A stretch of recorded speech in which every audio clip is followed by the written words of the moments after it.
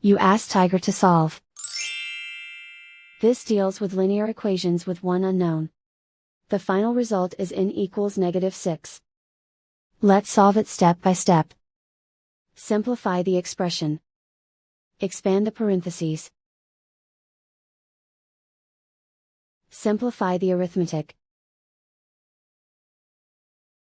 Group all in terms on the left side of the equation. Add 3 into both sides. Group like terms.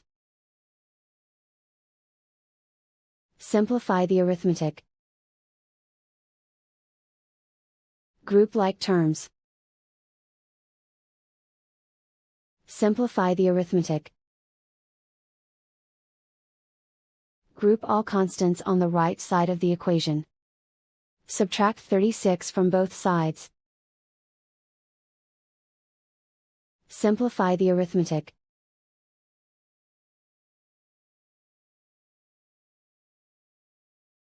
Isolate the n. Divide both sides by 8. Simplify the fraction. Find the greatest common factor of the numerator and denominator. Factor out and cancel the greatest common factor. And so the final result is n equals -6.